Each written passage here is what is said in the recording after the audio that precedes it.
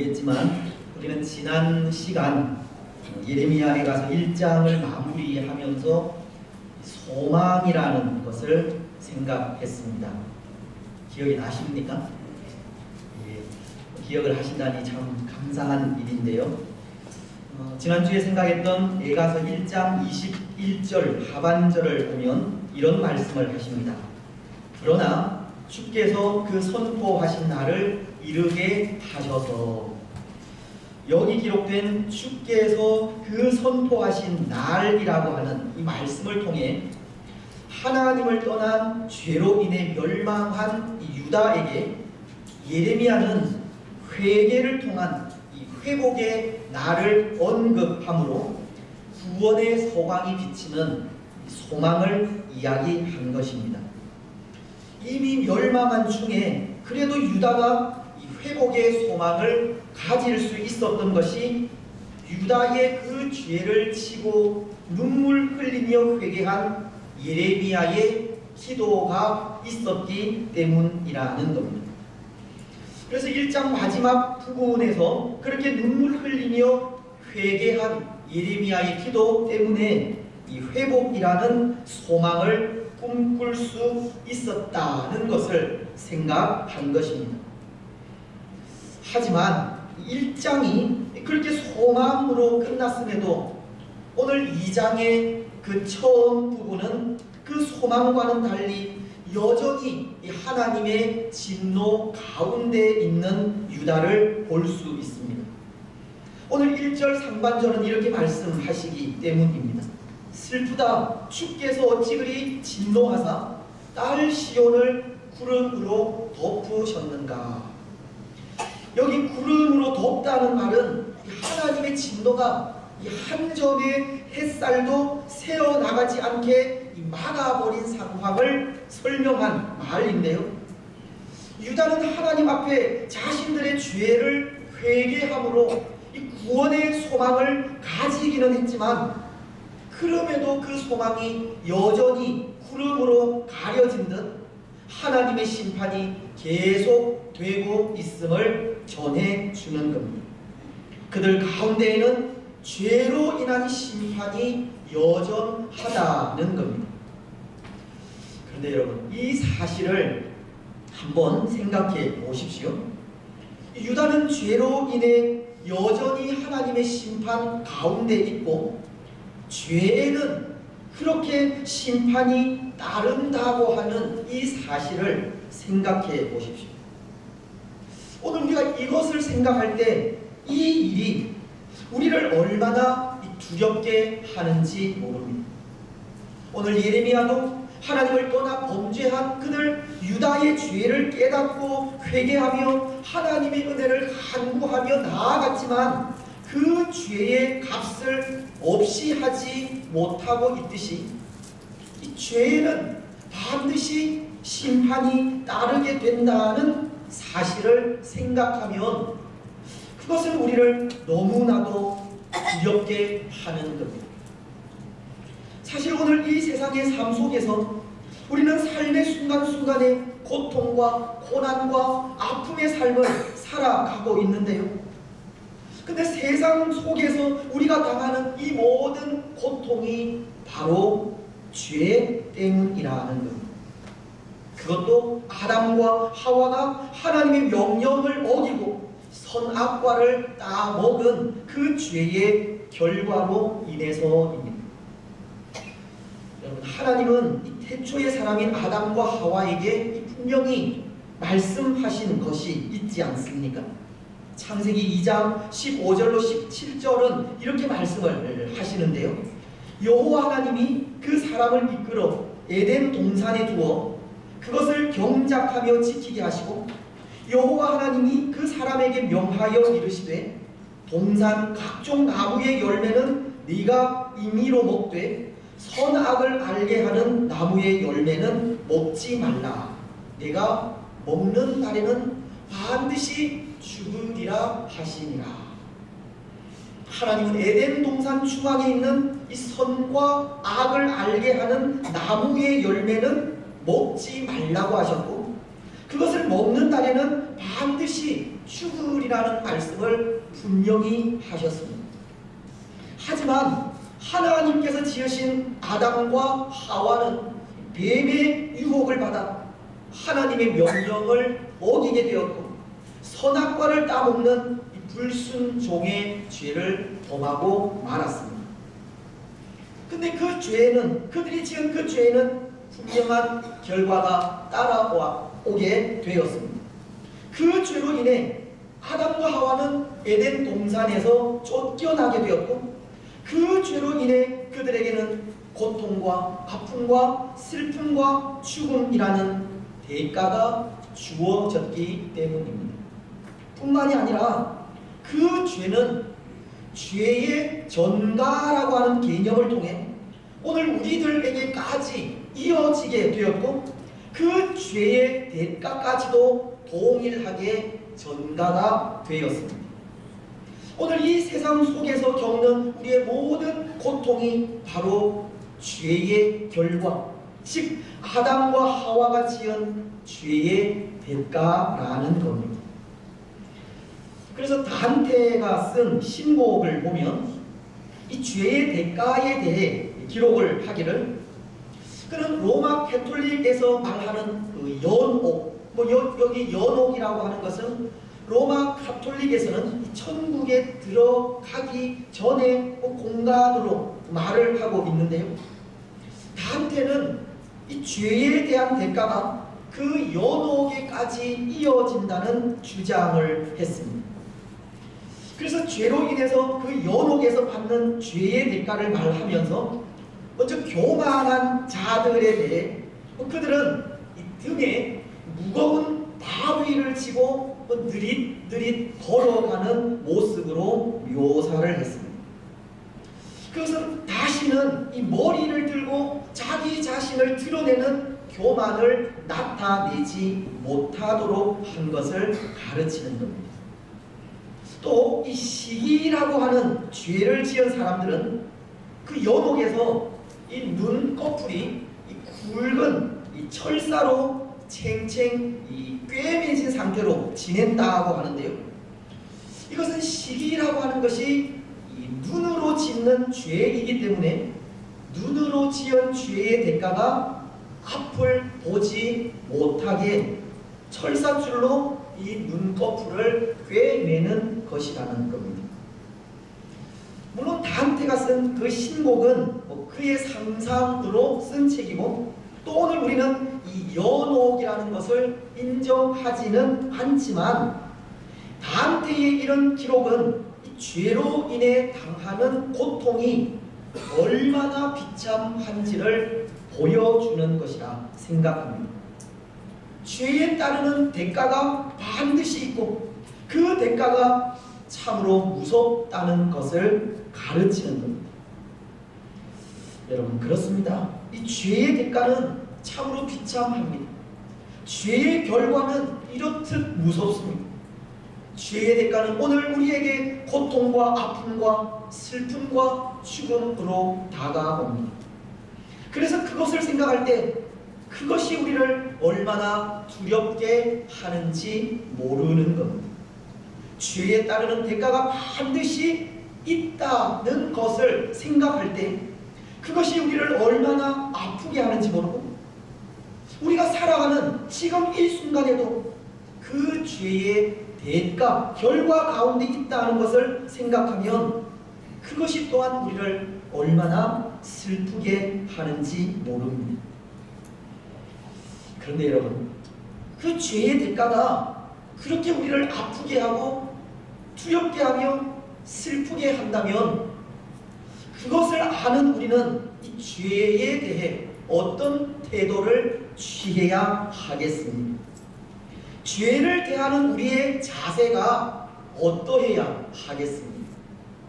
당연히 죄를 미워해야 하고 멀리해야 하며 죄에 대한 경각심을 가지고 살아가야 합니다. 죄가 가져다주는 그 비참함을 생각하면서 죄를 가까이 하지 않는 삶을 살아야 한다는 겁니다. 그런데 어쩌면 오늘 우리는 그런 것 같습니다. 오히려 죄를 즐기고 죄와 더불어 살아갈 때도 있는 것 같습니다. 물론 우리는 연약한 인생이기에 죄 앞에 어쩔 수 없는 그런 상황을 당하기도 하지만 이 죄에 대한 경각심이 없이 그저 죄와 더불어 즐기며 살아갈 때가 많다는 겁니다. 우리가 잘 아는 삼손이라고 하는 이스라엘의 사사도 보십시오.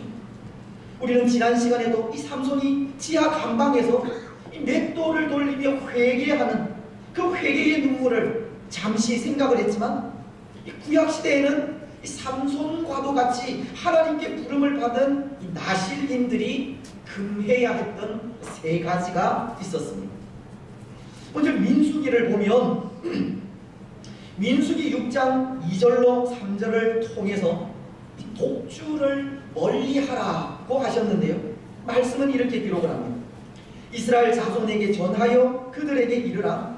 남자나 여자나 특별한 서원 곧 나실인의 서원을 하고 자기 몸을 구별하여 여호와께 드리려고 하면 포도주와 독주를 멀리하며 포도주로 된 초나 독주로 된 초를 마시지 말며 포도즙도 마시지 말며 생포도나 건포도도 먹지 말지니. 나실인에게 포도주나 독주를 멀리하게 하셨습니다. 또 민수기 6장 5절은 머리에 이 삭도를 대지 말라고 하셨고, 그리고 민수기 6장 6절로 7절을 통해서는 시체를 가까이 하지 말라고 하셨습니다. 나실인이 지켜야 할 세 가지는 독주를 마시지 않는 일이었고 머리털을 밀지 않는 일이었으며 부정한 것을 만지지 않는 일이었다는 겁니다. 삼손도 마찬가지였습니다. 그런데 어느 날 그런 길을 가다가 어린 사자를 만나 싸우게 되고 그 사자를 이 맨손으로 찢어 죽이게 됩니다. 그리고 그 길을 되돌아오나 자신이 죽인 그 사자의 시체를 만지는 일을 행합니다. 또 그 안에 있는 꿀을 먹기도 합니다. 그런 부정한 것을 만지는 죄를 범한 겁니다. 그런데 더 심각한 것은 그런 죽은 사자의 시체에서 나온 꿀을 주제로 이 블레셋 사람들에게 수수께끼를 내며 즐거워한 일입니다. 그는 강한 자에게서 단 것이 나왔는데 그것이 무엇이겠느냐고 하면서 나실인으로서 그가 금해야 하는 이 부정한 것을 만지기도 했고 또 그것으로 적인 블레셋 사람들에게 수수께끼를 내며 희희낙낙 즐기기까지 그는 그 죄를 즐기고 죄와 더불어 살아가는 모습을 보이고 있었던 것입니다. 삼손은 죄를 죄로 생각하지 않았고 이 죄에 대한 경각심 없이 살았던 겁니다. 그런데 혹 모르겠습니다. 오늘 이런 모습이 우리의 모습은 아닌지 모르겠습니다. 오늘 우리가 멀리 해야 하고 이 가까이 하지 말아야 할 죄를 가까이 하고 있는지 모르겠다는 겁니다. 우리는 우리가 멀리 해야 하고 가까이 하지 말아야 하는 죄와 더불어 살고 그 죄를 즐기며 살아가고 있지는 않은지 모르겠다는 겁니다. 여러분 어떤 것 같습니까? 오늘 우리는 죄를 즐기고 죄와 더불어 살아가고 있지는 않습니까? 사실 오늘 이 시대 사람들은 그런 것 같은데요, 놓치고 싶지 않은 자신만의 즐거움이 있는 것 같습니다.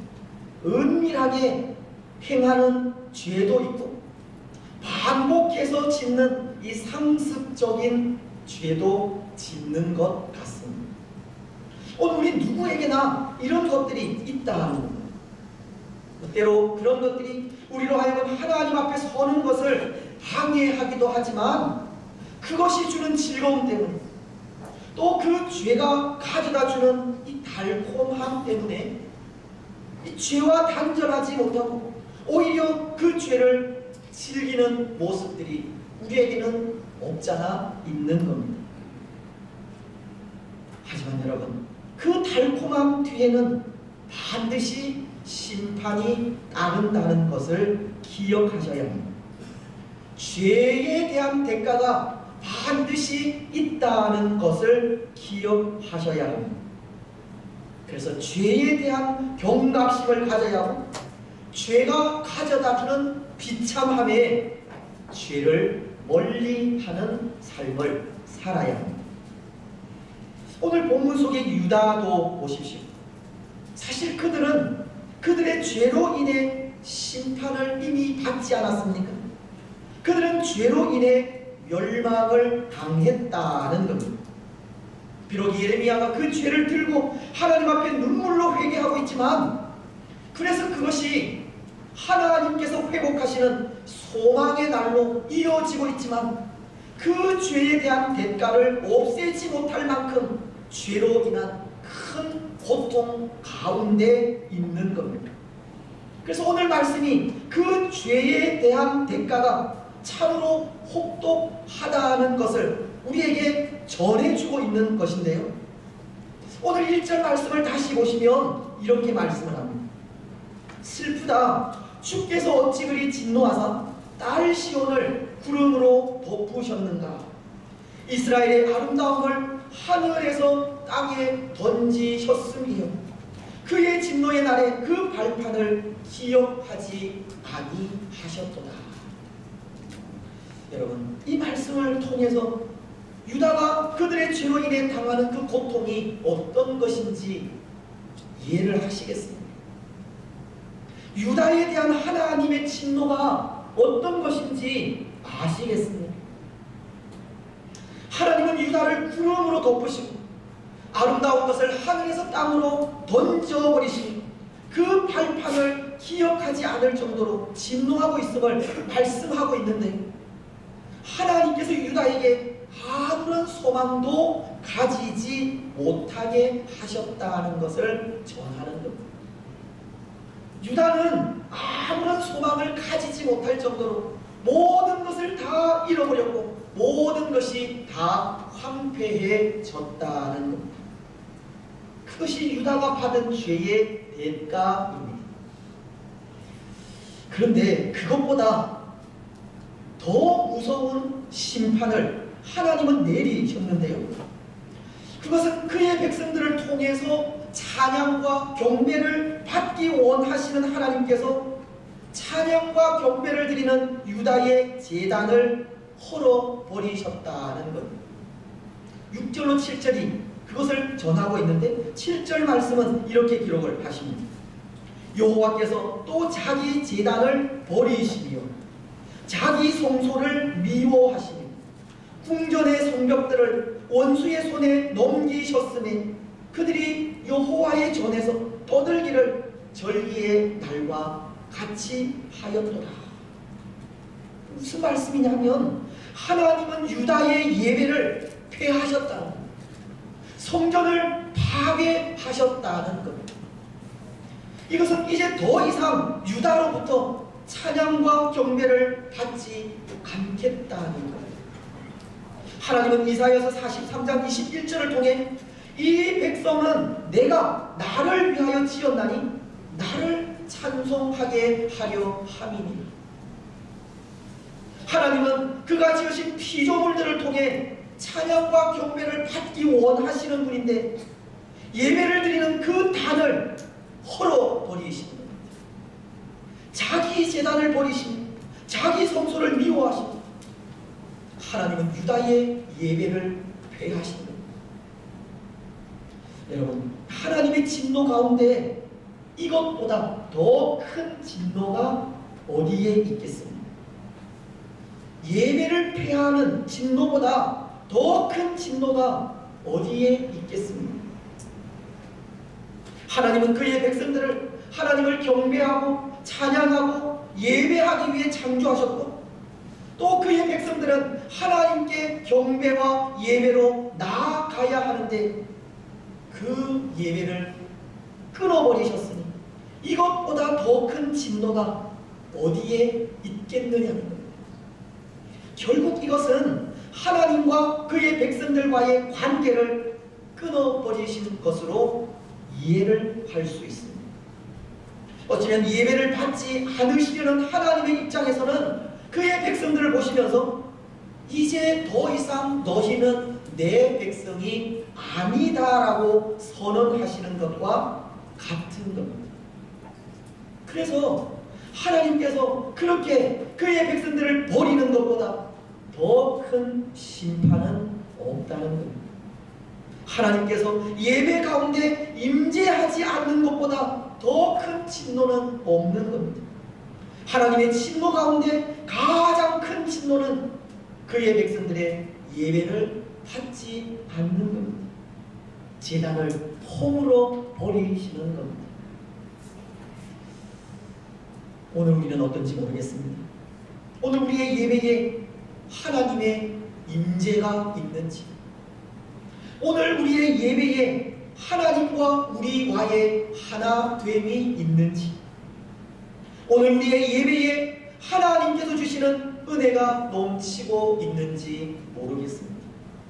만약 오늘 우리의 예배에 하나님께서 함께 하심을 느끼지 못한다면 우리 또한 얼마나 큰 심판을 받고 있는 것입니다. 오늘 우리는 더 이상 하나님의 백성이 아닌 겁니다. 하나님과 우리와는 더 이상 아무런 관계가 없는 겁니다. 오늘 하나님께서 우리의 예배를 받지 않는다면 우리는 더 이상 하나님 앞에 설 의미가 없습니다. 정말 성전 마당만 밟는 것밖에 되지 않습니다. 사랑하는 여러분, 오늘 우리는 우리의 죄로 인해 하나님과의 관계가 끊어지는 아픔을 당하지 않았으면 좋겠습니다. 우리의 예배에 하나님의 임재를 느끼지 못하는 그런 고통을 당하지 않았으면 좋겠습니다.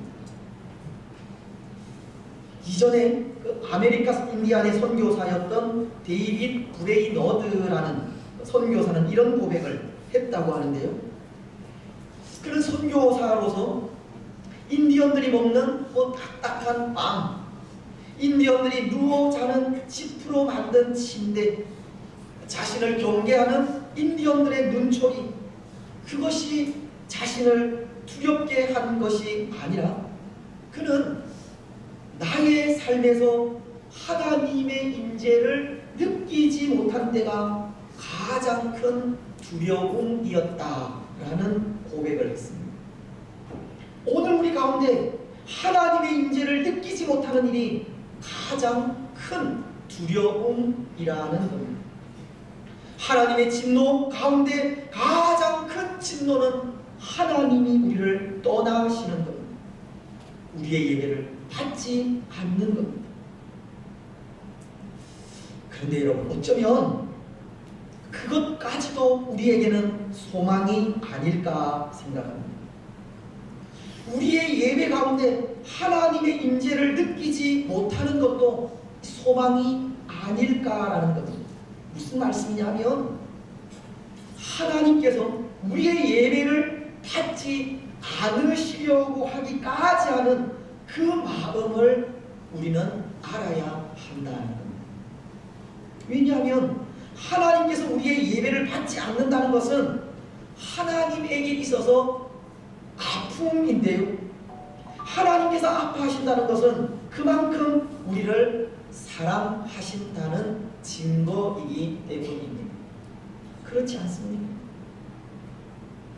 여러분, 오늘 우리의 예배를 받지 않으시려는 하나님의 마음을 생각할 때 그 마음이 어떠하시겠습니까? 오늘 유다의 성전을 파괴하시고 그들의 예배를 폐하시는 하나님의 마음이 어떠하시겠습니까? 하나님의 아들이신 예수님께서 십자가 위에서 엘리 엘리 라마 사박다니, 나의 하나님 어찌하여 나를 버리셨나이까 울부짖으며 나아갈 때 그 울부짖음에 침묵해야 하는 하나님의 마음이 어떠하셨겠습니까? 말할 수 없는 아픔이지 않겠습니까? 말로 다 할 수 없는 고통이었습니다. 그런데 바로 그 아픔과 고통이 우리를 향한 사랑 때문이고, 우리를 향한 그 사랑이 하나님을 떠난 자들의 예배를 받지 않기까지 아파하는 모습으로 나타나기 때문에 진노 가운데서도 우리는 또 하나의 소망을 가질 수 있는 겁니다. 십자가 위에서 어찌하여 나를 버리셨느냐고 울부짖는 그 예수님의 외침에 귀를 막으신 그 침묵이 바로 우리를 향한 사랑 때문이기에 우리를 향하신 하나님의 심판까지도 우리는 소망으로 받아들일 수 있다는 겁니다. 사랑하는 여러분, 때로 우리를 향하신 하나님의 심판이 하나님에게도 우리에게도 고통일 수 있지만 그 심판은 우리를 향한 하나님의 사랑이라는 것을 기억하시기 바랍니다. 우리를 향한 사랑에 아픔을 참으시고 고통을 참으시기까지 심판하시는 분이 하나님이심을 고백하시기 바랍니다. 그리고 그 사랑에서 또 하나의 소망을 발견하시기 바랍니다. 그 심판이 우리를 정금 갖게 하실 하나님의 마음임을 고백하시기를 바랍니다. 그렇습니다. 그래서 오늘 우리가 해야 할 일이 있는 것 같은데요, 하나님의 그 마음을 아는 우리가 해야 할 일이 있다는 겁니다. 그것은 우리를 향하신 하나님의 아픔을 기쁨으로 바꾸어 드리는 겁니다. 우리를 통해 가지신 하나님의 고통을 기쁨으로 바꾸어 드리는 겁니다. 여러분, 어떻게 그 아픔을 기쁨으로 바꿀 수 있겠습니까? 어떻게 그 고통을 기쁨으로 바꾸어 드릴 수 있겠습니까?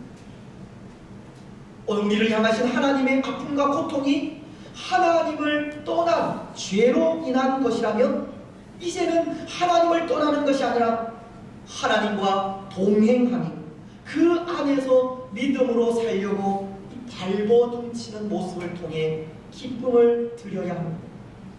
믿음의 선한 싸움을 싸우고자 소홀하는 모습을 통해 고통을 기쁨으로 바꾸어야 합니다. 예수님의 십자가 사랑으로 죄를 이기고 말씀 안에서 인내하며 그 어떤 환난 속에서도 끝까지 견디는 삶을 통해서 하나님의 기쁨이 되어야 합니다. 때로 그 싸움이 힘들어 쓰러지고 넘어지며 실패하더라도 우리의 힘으로서가 아니라 예수 그리스도의 능력으로 또다시 일어나 예수 그리스도를 붙들고 나아가는 모습을 통해 하나님의 기쁨이 되어야 합니다. 사랑하는 여러분, 오늘 우리는 이런 모습으로 하나님의 기쁨이 되시기를 바랍니다. 하나님과 동행하는 삶을 통해 하나님의 기쁨이 되시고 예수 그리스도 안에서 소망 가운데 사는 삶을 통해 하나님의 아픔을 기쁨으로 바꾸어 드리시기를 바랍니다. 이제 말씀을 맺겠습니다. 사랑하는 여러분, 죄는 반드시 그 대가가 따릅니다. 오늘 우리는 죄를 멀리해야 하고 다시는 죄를 가까이 해서는 안 됩니다. 다시는 죄로 인해 하나님의 마음을 아프게 해서도 안 됩니다. 우리는 늘 하나님과 동행하는 삶을 살아야 우리의 참 소망이신 예수님께 소망을 두는 삶을 살아야 합니다. 성령의 인도하심에 순종하는 삶을 살아야 합니다. 여러분, 죄를 멀리하시고 늘 하나님과 동행하시며 예수 그리스도 안에서 소망 가운데 사시기를 바랍니다. 성령의 인도하심에 온전히 순종하시기를 바랍니다. 그래서 그 삶을 통해 하나님의 기쁨이 되는 복된 성도들이 되시기를 주님의 이름으로 축복합니다. 찬송 342장입니다.